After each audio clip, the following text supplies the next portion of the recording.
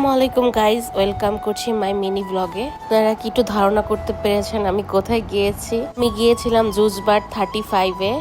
ওনাদের ব্রাঞ্চ হয়েছে 3টা, হাসান আলীর স্কুলের মাঠে, আর একটা সিএনজি স্ট্যান্ডে, আর একটা হচ্ছে মহিলা কলেজের পাশে।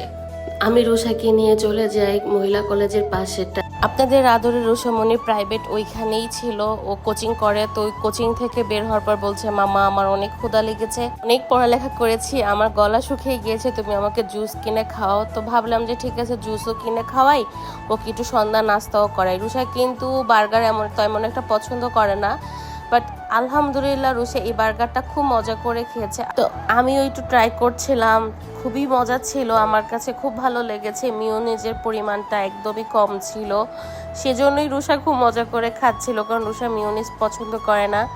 রুষা যেহেতু গলা শুকিয়ে গেছে, ওর জন্য একটা মিল্কশেক অর্ডার করি, চকলেট মিল্কশেক, আর রুষার তো এটা খুবই পছন্দের। রুষা খাচ্ছিল আর বলছিল মাম্মা অনেক মজা হয়েছে। তো ও আমাকে খুব ওয়াও সাইনও দিয়েছিল। তারপরে আমি একটা স্যুপ অর্ডার করি, এটাও রুষার খুব ফেভারিট একটা স্যুপ। তো এইটাও ওনাদের দোকানে আপনারা পেয়ে যাবেন। তো এই স্যুপটাও রুষা খুব মজা করে খায়। তো সবাই ভালো থাকবেন, আল্লাহ হাফেজ।